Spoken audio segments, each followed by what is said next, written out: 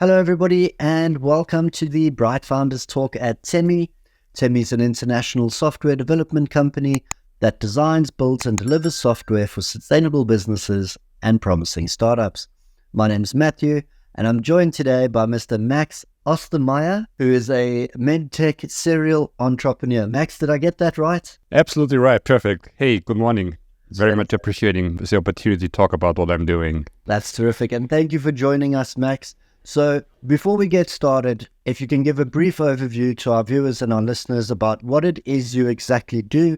Absolutely. So I'm currently CEO and founder of Implant Data, which is an ophthalmic health tech company and which is transforming the management of glaucoma patients. So actually glaucoma is a chronic eye disease where people are threatened by permanent loss of eyesight if the disease is not controlled. We have developed a solution by which patients can be better monitored and managed, especially at their home. And that allows eye doctors to personalize therapy, and it also is empowering patients by providing self-monitoring to patients, which also improving their adherence to therapy. So actually, we really help to preserve the eyesight of millions of glaucoma patients in the world, because glaucoma, as I said, it's an age-related disease, so it means we will see a lot of patients in the future, even more than today. And therefore, it's very important to find better solutions to really effectively treat them and also efficiently manage them. And that's what we are going to do. So we are right now launching our product in Europe. And we are also starting in the US right now to get our first studies going in the US. And the goal is to really get the company to a position where we can hand it over to a large organization, which then is doing the global commercialization. So I think that's in very brief words. But what I really like to do is, and that was my theme for the last 20 years, to really identify unmet medical needs and find disruptive solutions, innovative solutions to address them in a better way than standard of care. And that's what I've done now for the last 20 years and can talk a lot about this because there was a lot of learnings down the road. That's fantastic. So let's do that. Let's go back and let's start about where this passion of yours was born. You know, as far back as we can. Yeah. Was this through school, university, after university? How did you realize, this is what I want to do? I think I was always a person from my childhood days who was very interested, very eager, very curious. I read a lot, I read all kind of stuff, and I was always kind of curious to learn new things. And then after university, I started my career in finance controlling, but found out very quickly that's not really what interests me the most, and I did it for a couple of years. But in the same company, got the opportunity to really work on new projects, identify new business fields. That was a chemistry company at that time. And so we moved from a very established chemical company into a biochemistry company. And I then got the offer of this company to form an own company, which was in DNA RNA synthesis reagents, so to produce artificial DNA, and that for pharmaceutical applications as well as for diagnostic applications. And then we also started, somehow funny, in the automotive application. So we did also pyrochemicals for airbags for cars.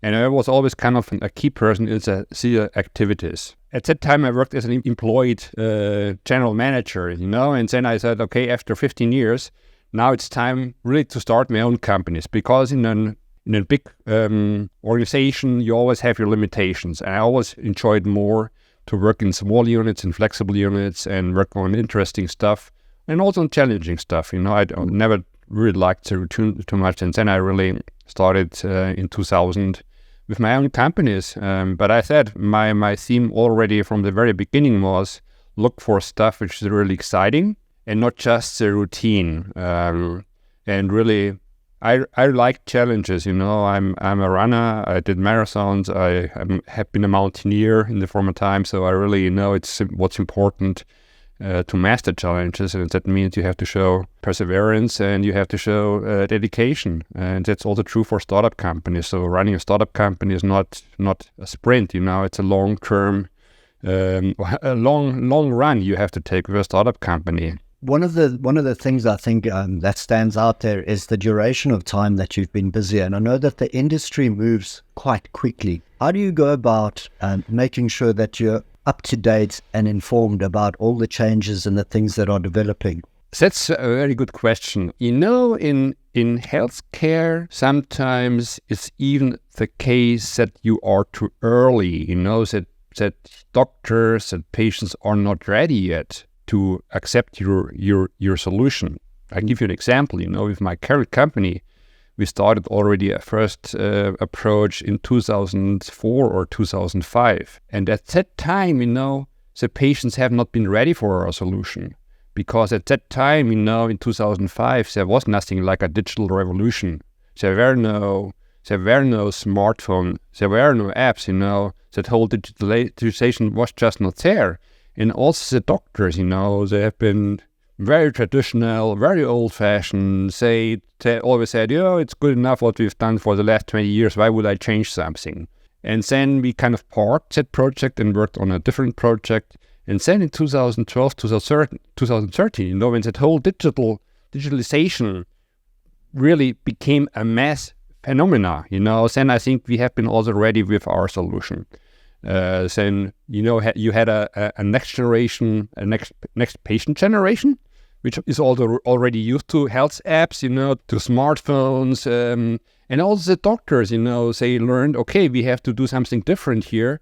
We cannot do it all the time. And there was, of course, all the new generation of doctors, which have also very into digital things. And I think in the healthcare, as said, it's more the problem when you have something innovative, something disruptive, that it really takes time until people adopt it, and you always have the early adopters, which are important, and usually these are the key opinion leaders.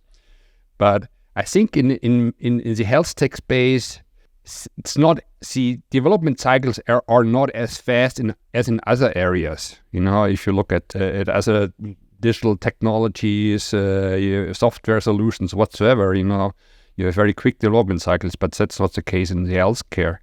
So as I said, I think it's more important to make sure that your solution is not too disruptive, so that people are just not ready yet to get it into their routine. I've heard about that before, having the right idea, but at the wrong time.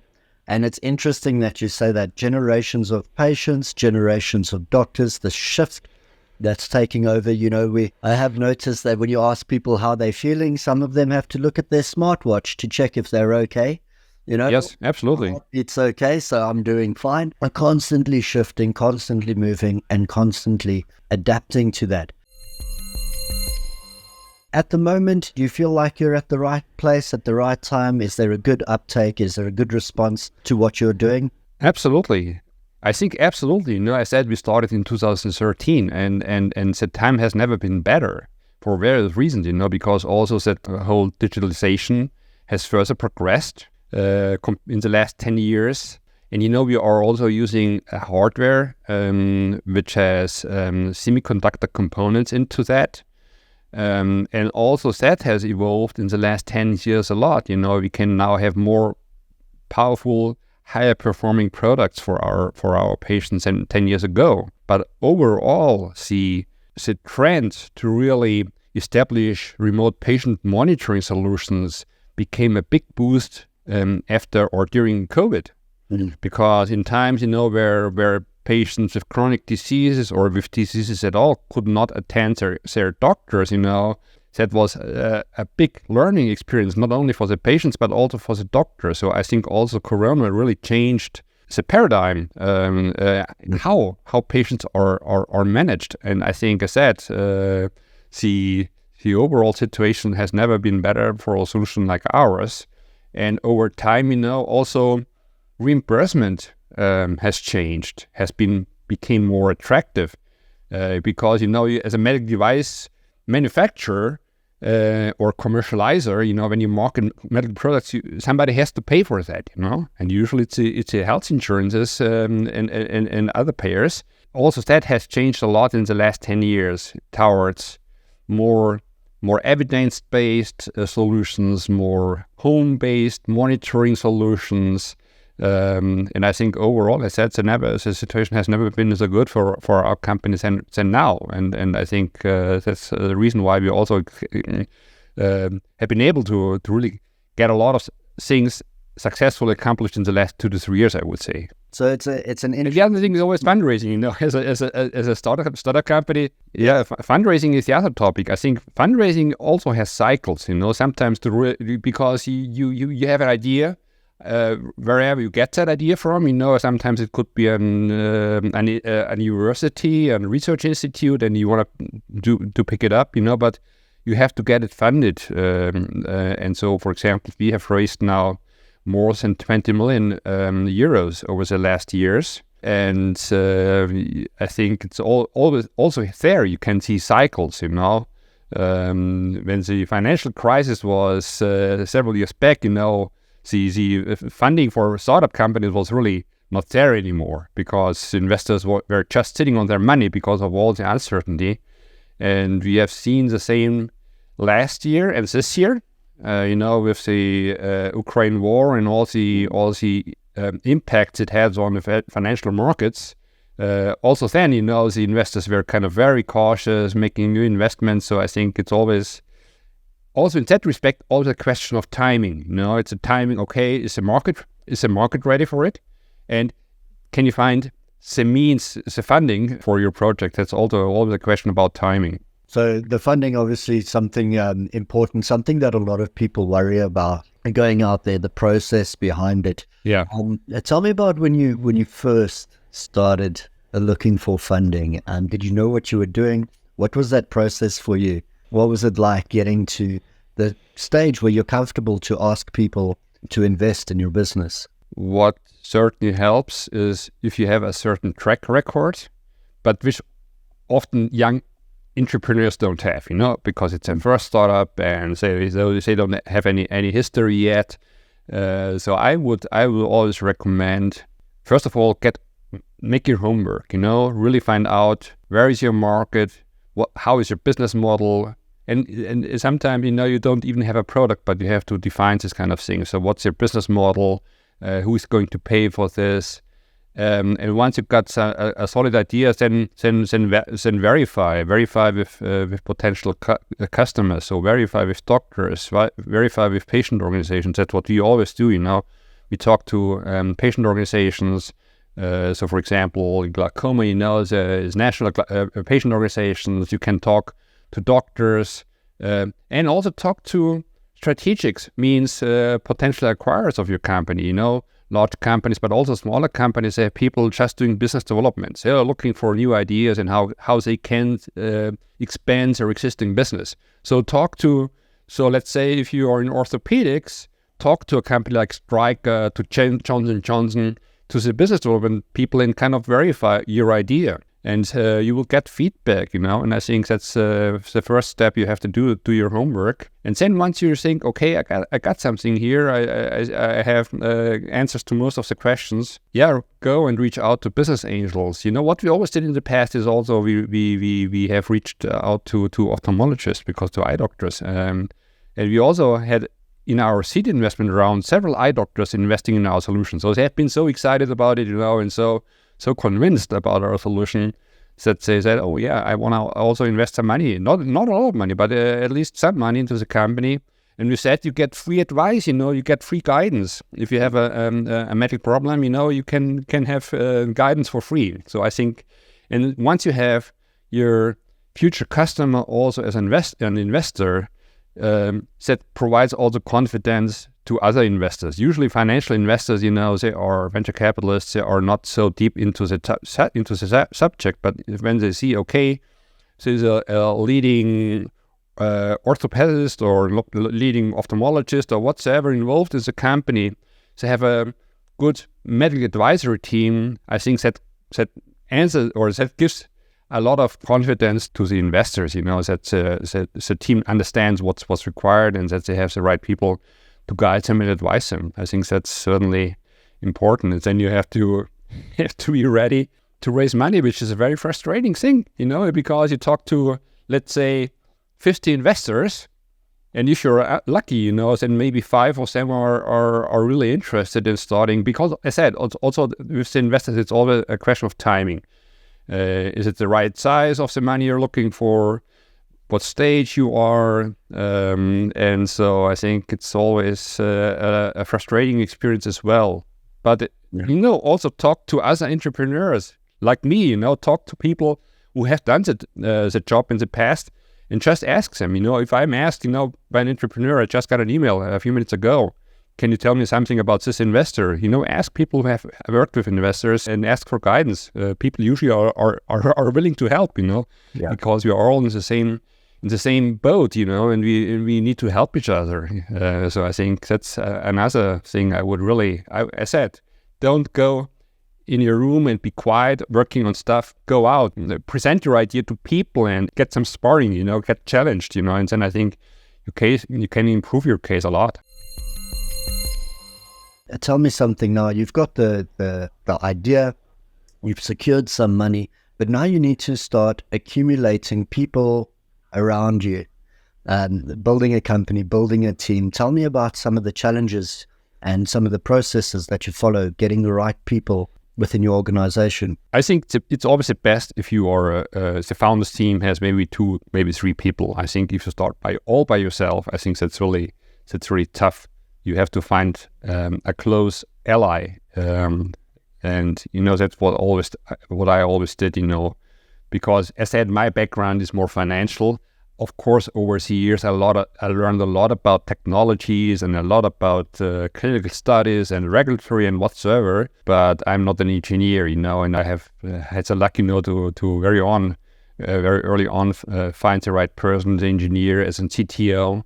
And so we are the core team, and then of course, over the time you have to expand your team. And I think in a startup company, you always have to look for people ready to solve problems. I always say there's 2 categories of employees, there are the problem makers and there are the problem solvers. Because sometimes people are too demanding and they think that everything has to be taken care of by somebody, but not by me. So in a startup company, you really have to have a person who has the mentality, okay, where's the challenge and how can I solve it? And so in a startup company, you have a lot of dynamics. You have a lot of dynamic situations. Nothing is like in a large company, where we have a steady, ongoing process or whatsoever. In a startup company, things can change pretty fast. Yeah. And so you have to be also ready as an employee to adapt to this. So you have to have the right, I think, of course, you need to, we all in the past hired really young people, maybe with only 2 to 3 year experience, but with the right mentality, really keen to learn something, to move something, to get something done. And in a startup company, you can also not offer huge salaries, that's just not possible because you have limited resources anyhow. But you can always convince people by saying, okay, we are working on a really disruptive stuff. If you're going to be successful, your name will be on that cup, you will be also part of the team who has done it, and I think that really motivates young people a lot. But not only young people, also we have also hired people who came from big organizations, and here you have to be a little bit careful, but who are just been kind of tired working in large organizations because there are limits everywhere, and they really enjoyed to work with a small company where they have more to say, where their work has more impact. As I said, I think it's really about the mentality, having the right mentality, problem solver, and enjoying to really overcome challenges. That's, I think, the key element such an employee or such a team should have. Max, last one for you. What do you think, if you look out now into the future? You've been doing this, you've got great experience. You must have some sort of projection into the future. What is going to happen with this technology in years to come? What can we expect to see coming out of the future? Yeah. I said, I love to set the question a lot, because people think, okay, at a certain age and when you have accomplished something, you might not be hungry enough to keep going, but that's not the case. So basically, what we have established is a technology platform, which we initially made available for neurosurgery application, and now we are in eye care application, and we see our technology platform also for other applications, for example, in the cardiovascular, heart failure, liver diseases. So I have many, many ideas what's next. I said our goal, and that's also, I said, we have 20 million from investors, and investors at the point of time also want to get some return on their investment. So it means, and that's also in line what I want to do. I want to really position the company so that the company will be sold by a large organization in the next 2 to 3 years. And then I will start the next one. I will start the next one in cardiovascular. So my partner Stefan and myself already talked about it. What's next? What's next? There's so, as I said, there is in the healthcare, there's so many problems needs to be solved with chronic diseases. People get older, and we will have a mass of elderly patients, and somebody has to manage this patient. The number of doctors is not growing at the same speed as the number of patients will grow in the next 20, 30 years. And so it means we have to find more effective ways to treat patients, to take care of patients, and also patients expect it. Think about it as a patient. If you can't get a doctor's appointment for 3 months, as a patient, you say, "Oh, is there something wrong?" And say, "All right, there is something wrong." It's not good that the patient is not getting an appointment for months and months. And so I think we have to find better solutions to more efficiently and also more effectively treat patients. Otherwise, the consistency in the society is at risk. And so I really enjoy what I'm doing a lot. I really like to work with doctors. I really like to work with technicians. And I really like to get something accomplished, knowing it's a long and hard run sometimes, but the next startup is already planned, so I think it will be in the cardiovascular space, utilizing our work of the last 10, 15 years, because when you work in that industry for 20 years, you learn so much, and I think it would be sad, if you just not utilize that experience. Absolutely. Max, one last one. And you mentioned this right in the beginning, and I heard the word glaucoma, and I have to ask you, this device that you've created, does it spray that air into your eye? I think a lot of people will be curious. Do you have to go through the thing where they spurt the air into your eye, that uncomfortable test, or have you done away with that now? Yes, that's correct. A glaucoma means that you have increased pressure inside the eye, which is causing damages to the optic nerve, which over time leads to loss of eyesight. And if it's not well controlled, if the pressure inside the eye is not lowered, which is usually done by medication, then you are at risk to really go blind. And there's millions of patients being blind of glaucoma. Losing eyesight, I think, is one of the most terrible diseases you can have, because it means you'll lose quality of life. You're going to be dependent. And so what's done today is, you're just measuring the pressure in the office. And that's done only a few times a year. But that's by way not good enough, and because there is no information at all if the medication is really working for the patient, because there's different medications and each patient responds differently to the medication. So the huge problem in glaucoma treatment today is that management is office-based only. And so we have developed a solution by which we introduce home monitoring. So instead of only having 3 to 4 often biased data points during the year, we're offering thousands of data points, and means with that information, the eye doctor has a better understanding how a patient really responds to a therapy, and he can remotely monitor and manage the patients. This is really transforming the way glaucoma patients are managed, and also patients can be self-monitored, or they can perform self-monitoring, which is a big relief to the patients, because right now they are living in uncertainty. They are applying their eye drops, but there is no feedback at all if it's really helping them. And with our solution, we provide them peace of mind, so they know, okay, my medication is working for me, and if not, I can do something about it. I can be either more adherent, or I can go and see the eye doctor. So it's really changing the way significantly. Since we introduced home management of patients, which is making it more efficient, and from a treatment point of view, even more effective, and that's why we are really helping to preserve the eyesight of patients. That's fantastic. Mr. Max, I just want to say thank you very much for joining us today. It's been very insightful. My pleasure. Again, a last word from my end. I said, reach out to people, reach out to me. If you are in the medical device space and you need some advice, whatever, reach out to people like me who have experience. As I said, people usually like to help. If you ask somebody for help, usually you get help. And so I think don't be shy, don't be don't be reserved. Reach out to people.